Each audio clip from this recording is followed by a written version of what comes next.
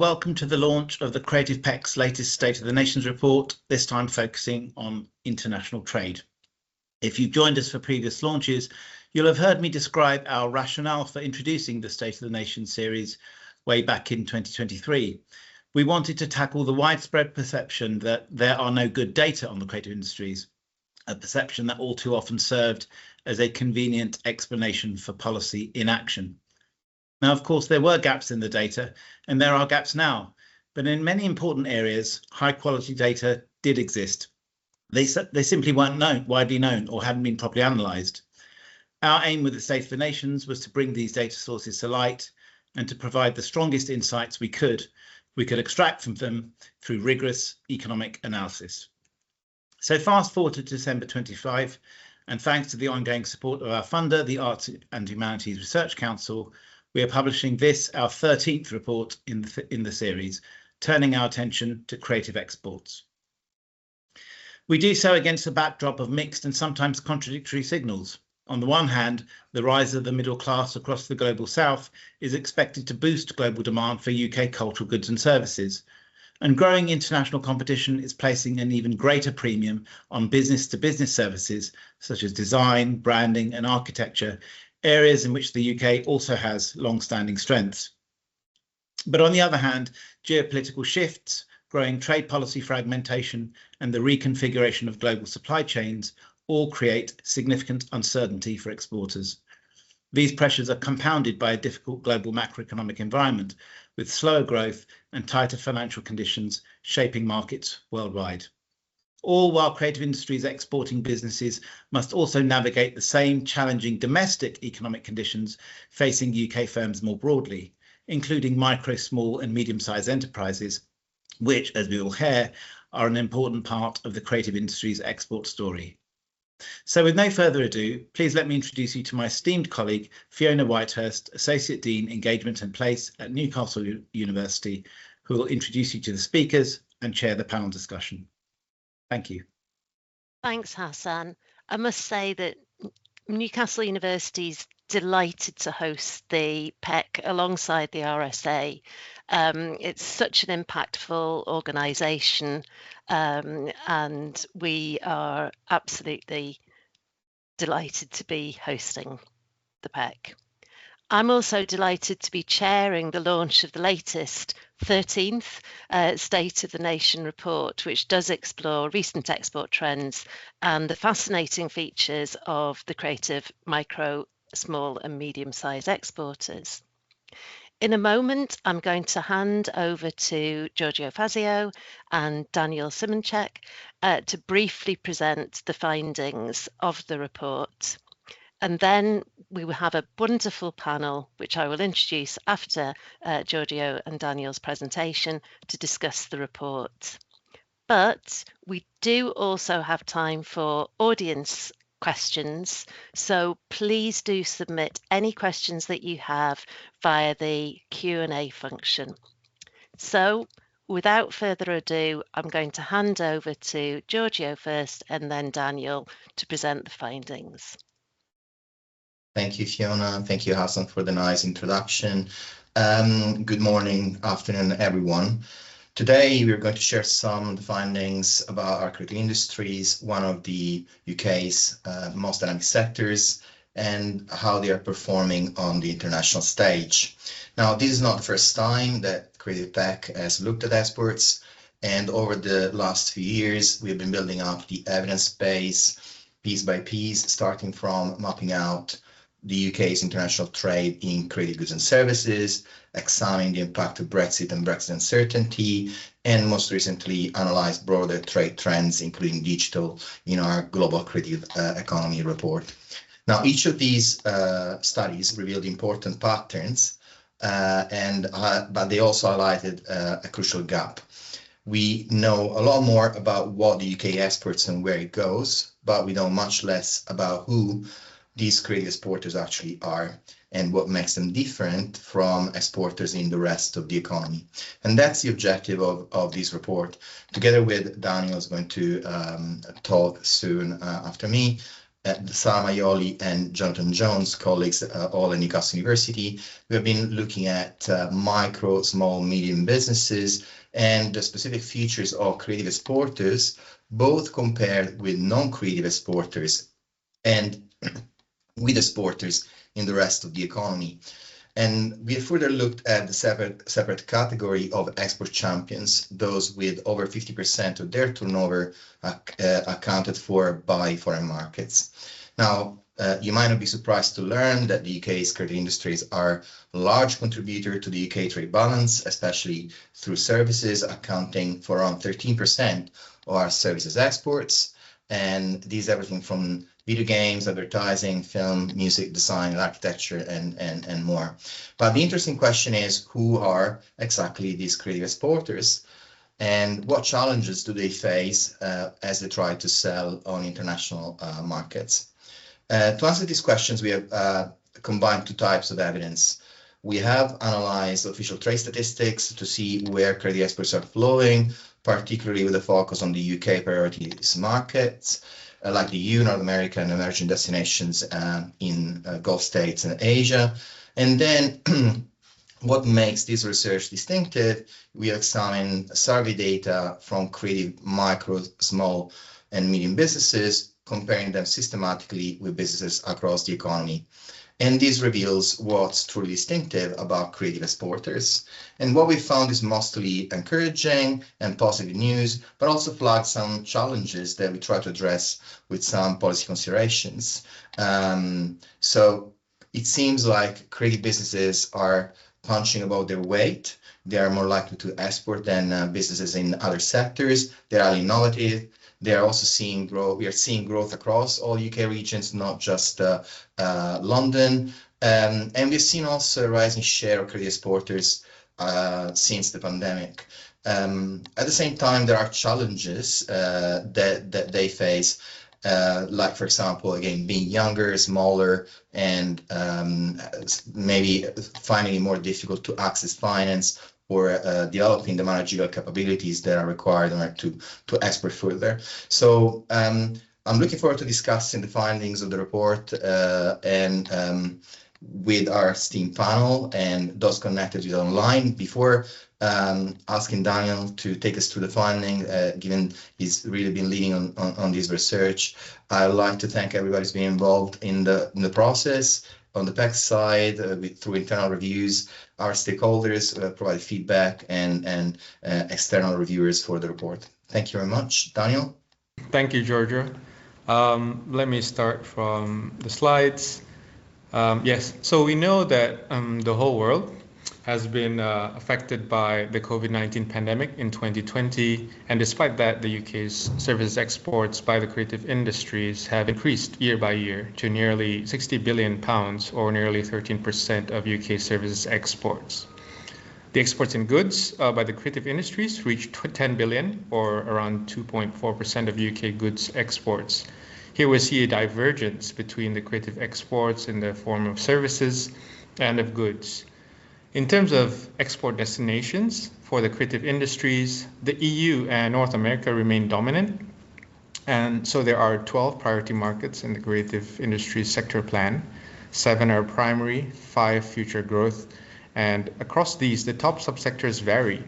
So IT, software, and computer services are top in 9 markets, crafts in top in the Gulf GCC, publishing in Central Asia, and music, performing, and visual arts in South Korea. So these statistics show that there's a variety of subsector mix for different export priority markets. Now, looking from the bird's eye view, we go and zoom into who are the exporters and focusing on the micro, small, medium-sized enterprises, or MSMEs for short. Well, these are the ones who have smaller than 250 employees. Now, the percentage of exporters among MSMEs in the creative industries is already 15% in 2018, and it has climbed in the span of 7 years to 25% in 2024. In the rest of the economy, this is only around 9%. We also use the term export champions, already mentioned by Giorgio, for those whose exports make up 50% or more of the business turnover, or we can say exporting intensely. The percentage of these in the creative industries have also increased to 5%, and this is more than twice the percentage outside the creative industries. These statistics show that the UK MSMEs in the creative industries are increasingly international. And as we saw before, in general, the export champions make up around 1/5 of the exporters, so 5% out of the 25%, in or outside the creative industries. But the split of export champions within the exporters varies by creative subsector. Subsectors with relatively more export champions are crafts, publishing, music performing and visual arts, and advertising and marketing. These splits show that the MSMEs in some subsectors are internationalized at higher levels than others. Now, out of all the exporters in the UK, not in this graph, but we know that London still has the largest regional share. But within each UK region and nation, the percentage of MSMEs who are exporting is higher among creative industries than in non-creative industries. The percentages are highest, and these positive gaps are most significant for the Northeast, the Northwest, London, and the East of England. And this signals that this exporting, again, like Giorgio has mentioned, is prevalent in creative MSMEs across the UK regions and nations, not just in London. So let me highlight some features that we find among exporters in the MSMEs. Within the creative industries, although MSMEs are generally owned by male business owners, the shares of female ownership among exporters and export champions are higher than in non-exporters. At the same time, relatively more of them were also profit-making in the last year compared to non-exporters. Within exporters and export champions, we also find that more creative MSMEs are led by younger owners, are younger in business, and employ one employee. And when we've controlled for various characteristics using a multivariate regression, we find that exporting among creative MSMEs are positively correlated and significantly with being small in size and 1 to 2 years of age. In general, MSMEs in creative industries also have smaller turnover, and these results show that the general MSMEs, the creative MSMEs are going international despite their small size and small business operations. If we look at the managerial and administrative capabilities, there's more prevalence among exporters and export champions than among non-exporters, and particularly in having written business plans or regular reporting. The prevalence is even lower among creative MSMEs, and likely because of their very small business size. A distinguishing feature of export champions is having a mentor in or outside the creative industries. 1/3 of export champions have a mentor, but less than 1/3 in others. We also noticed that around 1/10 of creative exporters are aware of the General Export Facility from the UK Export Finance. In terms of innovation, a characteristic of exporter and export champions is higher innovation, with relatively more MSMEs developing a new product or service or business aspect in the past 3 years. This is also a characteristic of creative industries when compared with non-creative industries. So at the same time, fewer creative MSMEs, regardless of export status, are accessing the traditional finance, such as bank loans. And when they do, they rely more on their own known providers, namely their main bank. Among the many obstacles highlighted by export champions, creative MSMEs also find that the current economic climate and cash flow or late payment are major barriers to business. And if we are to help creative export champions intensify exports, I think this needs some attention. And some policy considerations include aligning public support for innovation with trade promotion through the forthcoming UKRI's Creative Industries R&D strategy. We've also already seen exporters across regions and nations, so local creative industries also need to be engaged in coordinating local policies with national initiatives. And because of their small size, MSMEs also need capacity building and mentorship programs to scale up and export. Some sector-specific programs also already exist in music and film, and they're already successful. So some lessons can be learned from that to raise awareness in export support. Sector representatives also can be consulted to see if financing opportunities need to be expanded for the innovators and exporters. And finally, businesses also need some stability. So these export efforts need to reduce, efforts to reduce international trade uncertainty using such, agreements are likely to help. These are our some policy considerations, and we thank you. The full report, again, can be downloaded from the Creative Tech website. Many thanks, Daniel and Giorgio, for that whistle-stop tour of the findings. I would encourage everybody to download the full report because there is so much more information and detail in that. And I would also confirm that the slides will be available and the recording will be available shortly. So I would now like to invite our wonderful panel to join me. I was going to say join me on the stage, but more join me on the screen. So Dan Thomas, Global Media Editor for the Financial Times. Hi, Dan. Amisha Green, who's founder and CEO of The Bookshelf, which is a really innovative publishing company. I'll welcome back Giorgio again, Director of Research at the PEC. And then Stephen Woodford, who is Interim Chair of the Creative Industries Trade and Investment Board and also CEO of the Advertising Association. So welcome all.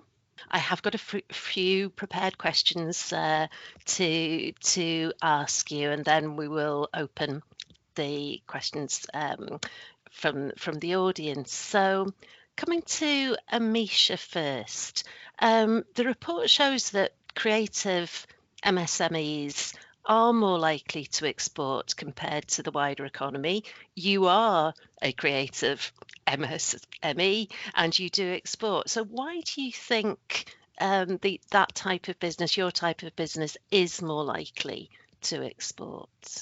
Hi, Fiona.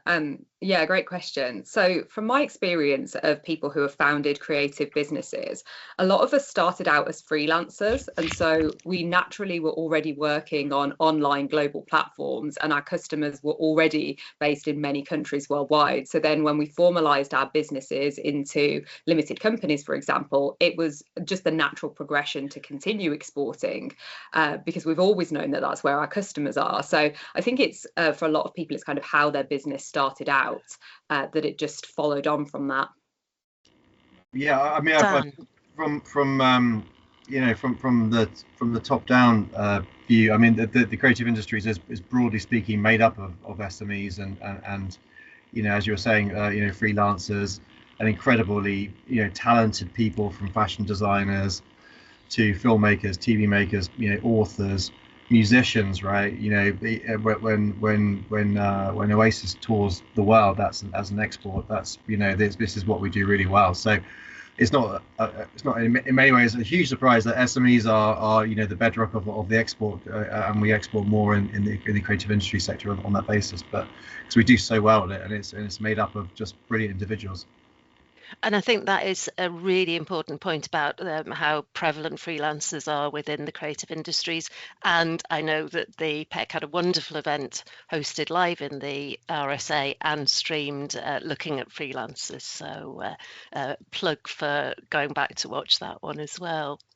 The EU and USA clearly remain the biggest export destinations for creative businesses, goods as well as services. Where might there be export potential elsewhere? Shall I jump in here? Because I think yes, please, Stephen. I think across the board, and certainly for when we look at the numbers, the strength in those traditional markets is very, very prevalent. But I think that where we're seeing really exciting growth opportunities is in the Gulf region. Yeah. There is obviously an incredible amount of wealth and ambition and confidence in that part of the world.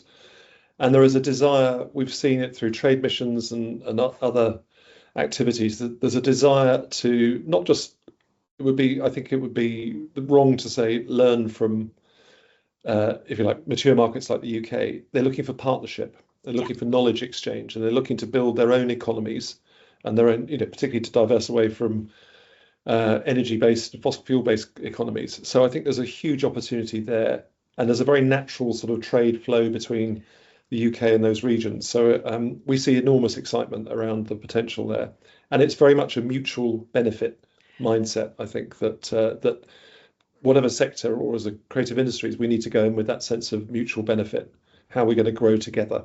Sorry, Giorgio. You Giorgio. see that in the fact that the interest that the vast wealth of that region has in the creative industries can be seen in the fact that they're backing the bid, for Warner Brothers Discovery, which I'm writing a lot about at the moment. By Paramount, they're putting $24 billion of wealth from Qatar, Saudi, and Abu Dhabi into that bid. And that is just the most obvious sign of it. But there's so much money flowing from that region into different companies, into different startups, trying to do those partnerships, as Stephen says, trying to develop their own filmmaking expertise, which is, largely looking outside their region to try and bring that expertise into the region and try to develop their own economies away from the dependence on oil. So yeah, no, it's a huge amount of money, and that's where I think everyone I speak to has spent some time over there quite recently. And I can see Newcastle United Stadium out of my window. So obviously investment coming in there, but also interestingly, the partnership that they have with Sela, which is a huge Saudi entertainment company. I think that definitely shows the links. And I should say that Sam Fender is also, when he's touring, he's also a very good export market for the Northeast, particularly. I would just Yeah, add to sorry, that, Joe. there's I totally agree with colleagues in the panel. At the same time, we shouldn't forget that there are specific markets for specific sectors at the same time. Yeah. The creative industries are highly differentiated in terms of the way they operate, what they provide. They provide very differentiated services. So there are clearly, I think the evidence from the report points in the direction that some subsectors may be increasing their exports in some specific locations. I think this kind of market to destination strategy, I think it's quite important. And of course, it is also important things like soft power, diplomatic relations, and free trade agreements that the UK government is working really hard to progress in a number of areas of the world. Amisha, do you see any particular markets for publishing or for your publishing? Yeah, it's really interesting that Daniel mentioned Central Asia, because I didn't actually realize that, but I would say that, around India has been a huge market for us. We've exported to around 25 different countries and really quite varied, but we're definitely seeing an increase in Central Asia. And to echo what Giorgio said, yeah, I completely agree. I think it's very sector specific, and from the businesses I've seen who are in different areas of the creative industries, it really does vary. And sorry, and just to add to what Amish is saying on India, right, it's good to see progress on the free trade agreement, and also see how the agreements are increasingly covering areas like IP, which are quite important for a sector, say, like publishing, for example. Talking about IP, R&D, obviously the research demonstrates that clear link between exporting and innovation and R&D. What can the government and research bodies really be doing to strengthen this link? If I'll jump in on this, Fiona, because just from a perspective of the narrative that we hear pretty much top of the agenda when it comes to innovation and R&D is the application of AI in the creative industries, and the need to come to a resolution on IP protection. So that's an enormous priority. And I think how the UK strikes that balance, which I know the government are obviously working very hard on to have, a pro-innovation but pro-IP, to square that circle sort of thing. So that is an incredibly important moment, because I think if I talk about the ad industry as an example, we're seeing an incredibly fast adoption and integration of AI into the industry. And I'm sure that's true across all the creative industries. So it's getting the regime right for the UK to make it still as attractive as possible for creative businesses, but also in a pro AI environment as well. So that balance is a really key strategic one to strike. And how do you think we're doing on striking that balance at the moment? Well, from my perspective, I think it depends who you talk to. So, there's clearly the more you're an IP creator, the more concerned you are about protecting the value of that IP. If you're in a distribution business or in an origination business, then you might have a different attitude to it. So I think it's finding that sweet spot between those two poles. Yeah. I think the problem potentially is that the UK is sadly lacking, to Stephen's point, lacking a bit of scale compared to the global competitors in the tech sector, right? So the distribution platforms are broadly not in the UK; they're in America or in China. So the thing that the UK brings to the party is the IP, really, to some degree. I mean, I realize in advertising it's slightly different, but it's if we're talking more broadly about the creative industries, we massively punch up above our weight in IP in creating stuff, and that then gets picked up, and be it Harry Potter or James Bond or whatever else, being bought by large Americans and all the rest of it, because this is what we do really well and what we can do very well, and that is the biggest threat, really, is if there's a threat, if there's a challenge, or if there's a desire in government to erode our rights around intellectual property and protecting that, then that really is damaging, because I mean, to be honest, if we throw all our toys towards the AI revolution, it's very important, but a lot of that's going to be developed elsewhere. So what we can do is something slightly different from perhaps everyone else, and I think that's kind of important from our perspective, which is where copyright laws and all that sort of stuff comes into effect, I think, from our perspective. And that goes from goes through not just from what we do in the FT and the news media, and the fact that we think that we shouldn't be scraped and algorithmically generated across ChatGPT or whatever else. But we also think, although to be clear, we actually have an agreement with OpenAI. Bad example. Very recently, yeah. But if you're Sam Fender, you don't want your, a bunch of copycat Bruce Springsteen from the Northwest type characters, Northeast type characters, knocking around either. So you just have to be cognizant of what we are really good at, and not just fall down rabbit holes of trying to chase things that other people are perhaps already ahead of. Yeah, and things that, given the size of those competitors, will be pretty unobtainable. Amisha, as a it always seems that you've got sometimes the sort of huge players who can protect all their IP, and even before the threat opportunity of AI, but freelancers, small businesses can have a lot more challenge with that, can't they? And how do you feel that AI is affecting the publishing industry?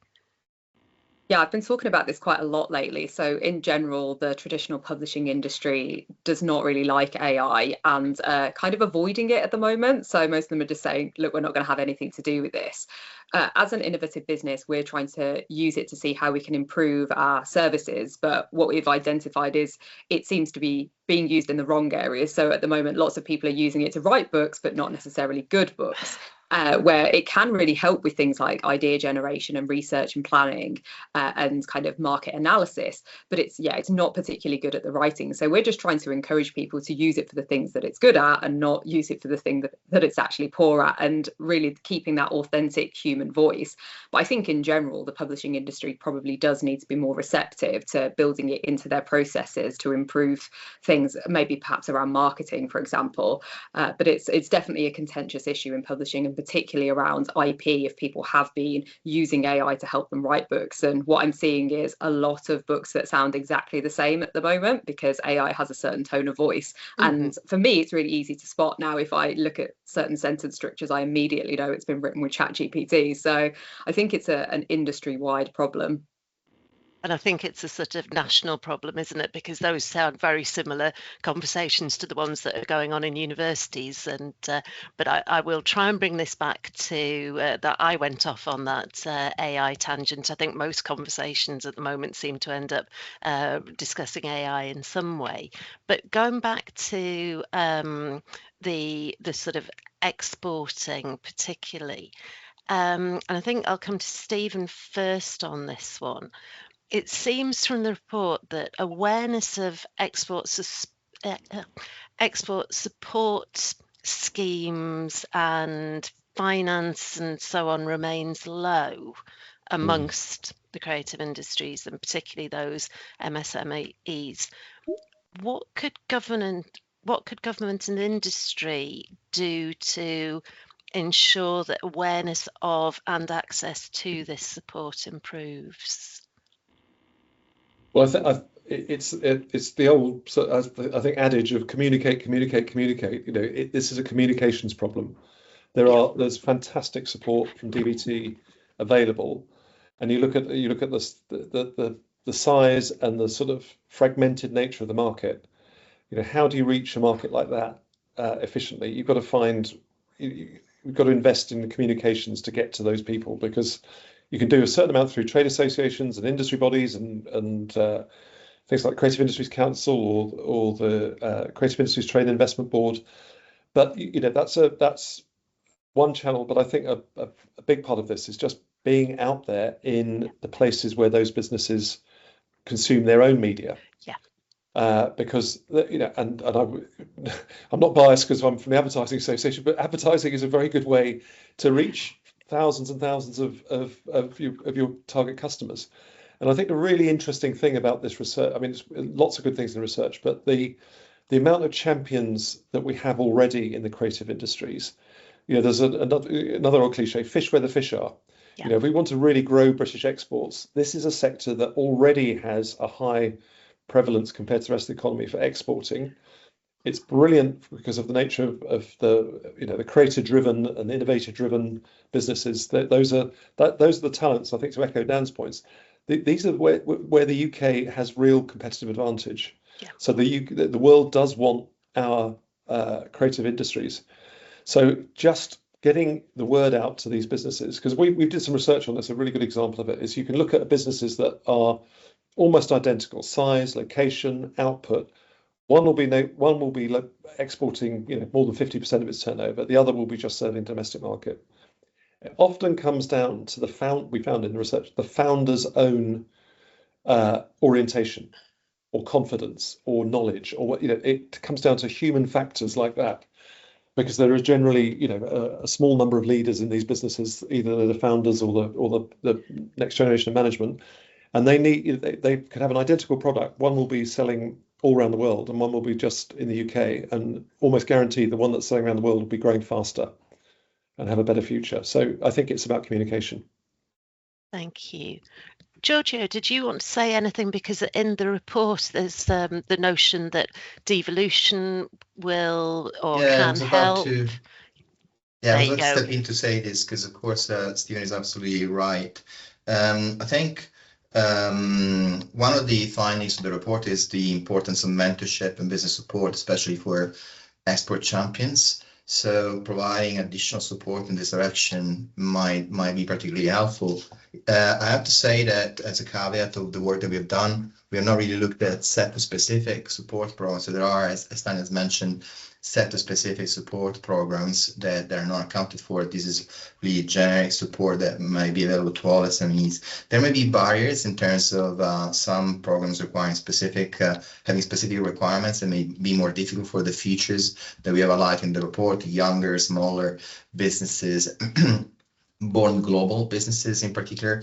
But as Stephen was saying, we need to bring the information to the businesses and identify those businesses who can successfully export. And I think the evolution provides an opportunity, because clearly, especially in England, in terms of combined authorities working together with national programs and DPT in this direction, and providing increased level of support, or even identifying who are the potential exporters or export champions. You were mentioning previously also public support for R&D. I mean, what is really distinctive is that creative exporters tend to be very highly innovative. Innovation is really important to reach out to international markets and provide highly differentiated products in a highly competitive global market. So just like there is support for and that is important for R&D and innovation, just by doing this, you're already supporting exporting, but at the same time maybe joining up efforts in terms of support for, say, R&D or innovation activities and exporting could be one way to maybe have some efficiency gains in terms of identifying could be the champions and or those who could be exporting more. But the local element, I think, is quite important. It's a big change in the UK policy landscape, and it's going to be interesting to see how combined authorities can support further the efforts that are already made at the national level. Amisha, the research shows, Giorgio's mentioned sort of mentoring, the access to mentors is really important, but the research also shows that exporting trends tend to correlate with better management capacity.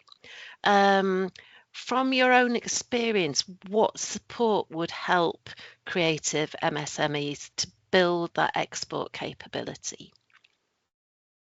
Yeah, so I'm part of a University of Birmingham accelerator program, and within our shared space, there are probably around 10 creative businesses, ranging from people who are hand-making jewellery and corsets to gaming, arts, education platforms, board game creators, immersive drama production companies, a fine arts marketplace, sheet music distributors. So it's really varied, and we almost have nothing in common other than the fact that we're all grouped under the creative industry. So I think it's difficult to pinpoint kind of things that would help all of us, because as Giorgio mentioned earlier, it is so sector specific.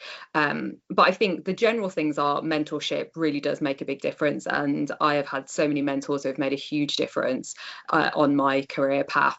But also I think access to accelerators and kind of programs for entrepreneurs that give us access to different programs, different networks, and just things that it's very difficult to find out on your own. And I think that goes back to Giorgio's point about devolution as well. A lot of these programs are regional, and once you're plugged into the regional ecosystem, it's a lot easier to find out about opportunities that you wouldn't otherwise hear about. So I think, as long as we can find a way to reach those businesses and make them aware there are these programs in place, there are accelerators, it's generally much easier than when you're in the system to then access mentors and things that will help to develop that management capacity. Thank you. One final question before I go to the questions from the audience. Stephen, advertising and marketing has, particular strengths in exporting. Why do you think this might be, and what industry initiatives or policy interventions could help further accelerate this growth? It's a great question, and there are a number of factors. One is the reputation of UK advertising and marketing businesses. So they're known, like all the creative industries, for creativity, but actually it's more than that. It's about strategic rigor as well. And in a way, the UK is the market that invented a lot of the modern strategic disciplines that drive advertising and marketing now.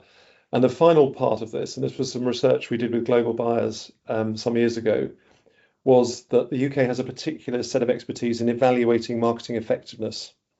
So it was a triangle of creativity, great. You can go a long way with just creativity, but combine that with strategy and evaluation, and that was the sort of the triple strengths, if you like, of the UK market. And then there's other, particularly in the world of marketing and advertising, there's a very increasingly businesses, particularly because of the digital revolution, sell everywhere. So if you're looking for a place to base your global marketing hub, time zone wise, English language, skills based, there's a whole overlay of factors that make the UK the home for a lot of international advertising business, and not just in London, across the whole of the UK. Yeah. And I think it's those factors. So it's a combination of the particular strengths of the sector, and I think each one of the creative industry sector will have its own version of those three or four values. And it's the natural, we have the huge good luck of being English language and in the right time zone to serve the world. And we just have to absolutely maximise those benefits. Yeah, and I think it's one of those, obviously, the luck of geography and history, but those, not to underestimate those things. Those are incredibly powerful. Yeah. And I think actually, just to pick up on the Oasis point, there's a lot of British culture that is global. Really good example. I think something like, if you look at all of the creators on YouTube, I think something like 80% of the views are from outside the UK, of UK creators. So it's a really, from the Harry Potters and the James Bonds, iconic long-term big brand properties, down to the content that creators are creating. The world likes British content. And actually, that comes neatly onto one of the questions from the audience, from Deborah Christophers. And she says, what can those of us who are based abroad do to support creative exports from the UK? She's based in an embassy. So what support do we need from abroad? Look, I could jump in here. I think the opportunity to host trade missions and to connect the creative sectors in different markets is huge, because I do think nobody wants just a lot of British companies coming to take market share from their own indigenous market, but they're very, very interested in collaboration and like all trade is always based on the sort of thing of mutual benefit. So I think that's where embassies can have an incredibly important role to play.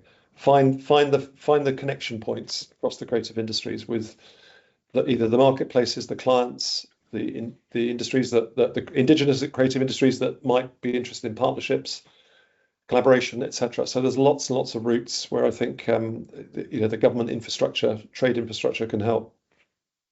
Thank you. Anisha, do you want to add something to that?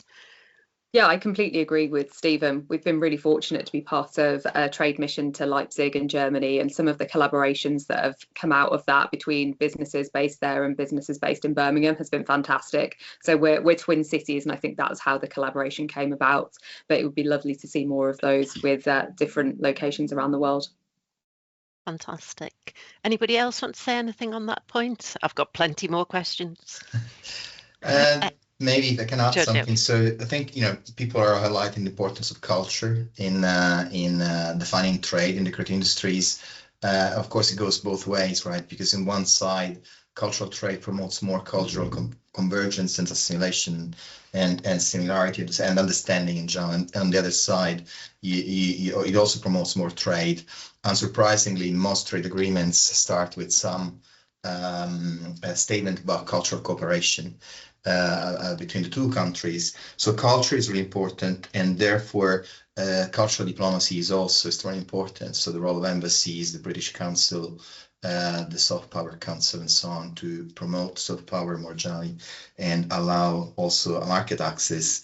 And it depends, I guess, also on the type of market destination, because in some places it's more a market-to-market approach or relationship, and in that case it's about building business relations between potential partners. In other places it's probably more about the diplomatic support that is needed in order to access specific jurisdictions and specific contexts. So I think it has to be globally a kind of mixed strategy, and depends a lot on the destination that you're trying to achieve, especially when it comes to cultural products and creative products, because there are lots of restrictions we shouldn't forget in terms of content access and in terms of, I don't know, recognition of qualifications. So when we talk about services, there are a lot of barriers in destination markets. So overtaking those barriers is really important one way or the other, through bilateral relations or multilateral, of course.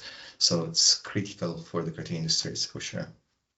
And again, I know that there are so many different types of creative products and services, but another question from the audience: would the panel be able to say something about the extent to which creative products and services that are exported are specifically designed for international markets? So are they fully international in intent?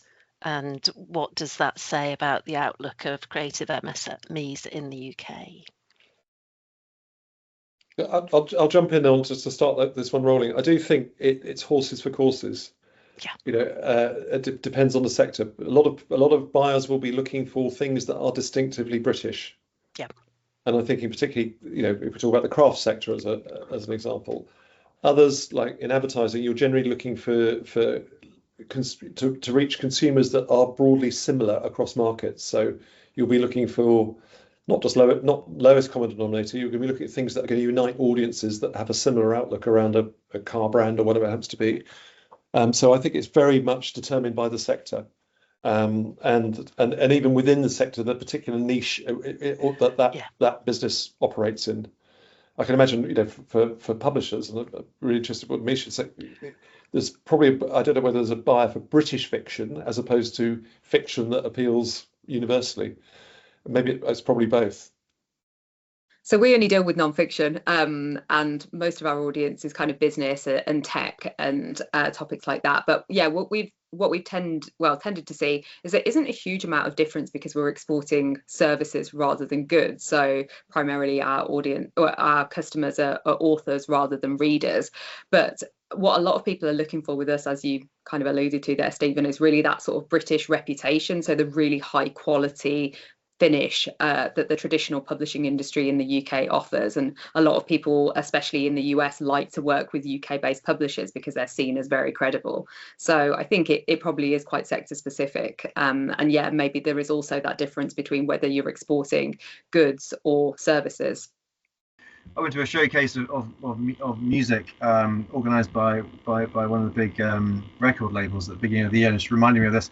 There were 4 acts on stage, one which was Sam Fender, which obviously we spoke about, one which was Olivia Dean, one which was Last Dinner Party, and there's a 4th which I forget at the moment. But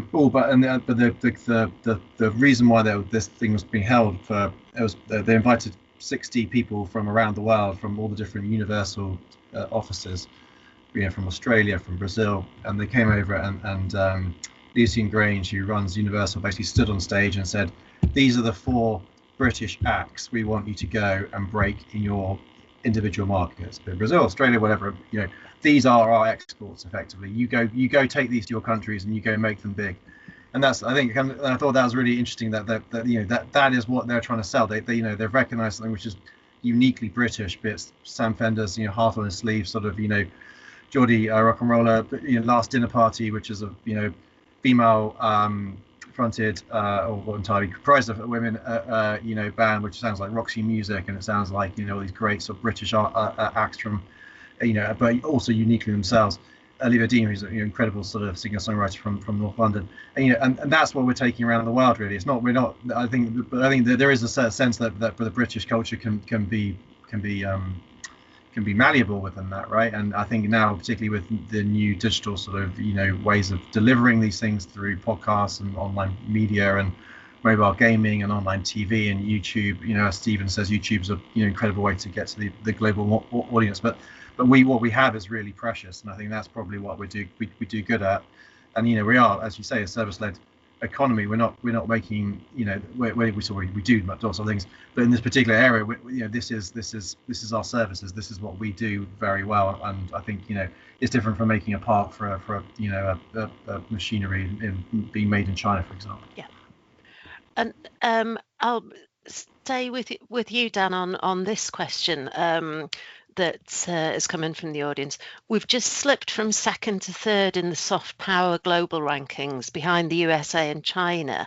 How can we ensure that our exports can support both the soft power and economic benefit for the UK, and whether that be support from government or from industry?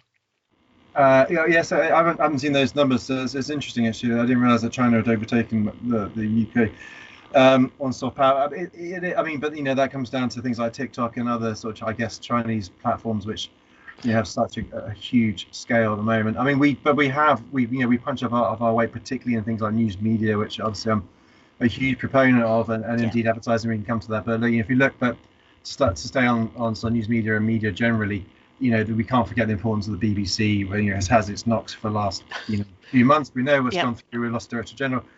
There's no head of news. The chair's weakened. All that sort of stuff. You can say, but let's take a step back. The BBC is incredibly powerful, incredibly important. What the BBC World Service alone, you know, the countries it gets to, the amount of coverage it gives, it's so important for Britain as a whole to support our public service broadcasting sector, and that has all sorts of spin-offs, because you can see, you know, they then go commission, they go then develop hubs around the country, from from Manchester to Newcastle to Leeds, you know, Cardiff. You know, these are, you know, making programs being commissioned from the public service broadcasters, be it Channel 4, BBC, ITV, you know, and that creates that sort of creative sector momentum, which we're so good at, and then that gets taken around the world in that soft power way. It's incredibly important. The other thing that occurs to me, just I was slightly off topic, but it's important to say probably, is that, you know, the service industries that we have in the UK, the creative industries, you know, don't get hit by tariffs. You know, 6 months ago, this time last year,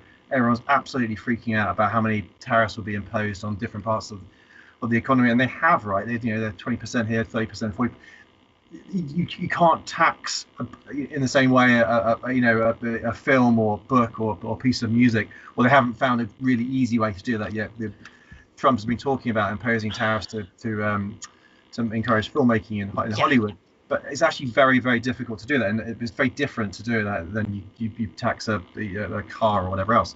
So it's actually a huge advantage at the moment that we are in this sweet spot of having a incredibly great creative services sector, which is actually very difficult to sort of, you know, to undermine by imposing, you know, arduous taxes on.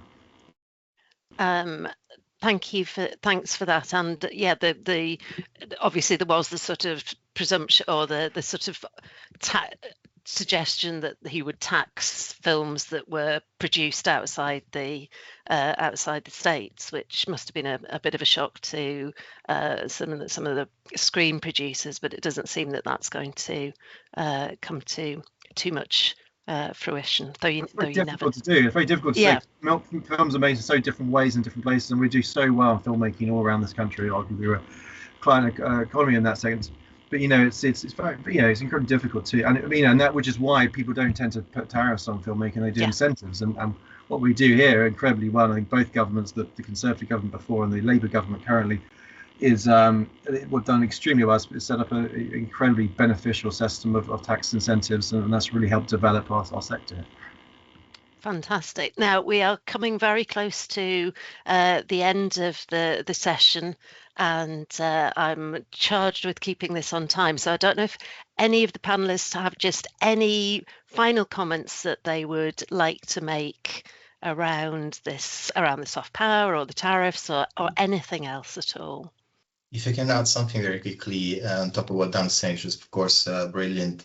I think we should always also remember that there's a lot of trade uncertainty at the moment going on, and this trade uncertainty is probably going to stay for a while. It's not going to be removed quickly. So it could be an inherent feature of the next few years. And of course, this uncertainty affects all businesses, including creative businesses, in our survey, probably more than non-credit businesses. And again, I'd like to bring back people online and the panel to some of the considerations in the report in this sense, and how credit businesses can be helped navigating this uncertainty moving forward. I think that's an important part of the trade strategy, especially for the credit industries. Thanks, Giorgio. Amisha, Stephen, of course you can. I would, and again, it sounds like a special plea for advertising, but I would really stress the importance of the GREAT campaign. Yes. I think it's a really fantastic, it is a flagship campaign literally for the country and for our trade. And continued investment in the GREAT campaign, I think, really does help. If you ever travel abroad, particularly to business destinations, and you see the GREAT campaign, I always love seeing it in airports, and feel, you know, the way that campaign has developed over the years really does help support Britain's creative, not just creative exports, across the whole of the economy. And I think there was, and I can't remember the research for this, but there was data that showed that was one of the most distinctive, if you like, national branding campaigns that there's out there. So I think when soft power is so important, underpinning that with really consistent messaging that seems to, I think, capture the, you know, the breadth of the, you know, if you're talking about tourism, or we're talking about investment, or we're talking about exports, or whatever, it's a very flexible campaign, and I think does a fantastic job for the UK. I would agree wholeheartedly. Amisha, any last points? Yeah, I think just to echo the point that as the report showed, that the creative sector is very services led, and I think we need to really focus on that and try and make it as easy as possible for creative businesses to export services abroad, particularly around understanding sanctions and regulations. So a lot of the small businesses I know who are scared to export, it is because of those things and lack of sector specific and kind of business specific advice for them, particularly around particular aspects of services. So the more we can support those small businesses to understand and reduce that risk for them, I think the more they will be encouraged to export and to really tap into that market overseas. That's a fantastic point to end on. So with 2 minutes to 1, if my clock's correct, I'd like to thank all the audience, for all the questions. We didn't have a chance to answer all of them, but we'll hope to go back to them. Thank you to Giorgio and Daniel for presenting the findings, and thank you Dan, Amisha, Stephen, for being such a fantastic and engaging panel. And Giorgio, you were presented and were an engaging member of the panel. So thank you very much. And without any further comment, I'd just like to thank you, wish you the best for the rest of the day, and thank you all.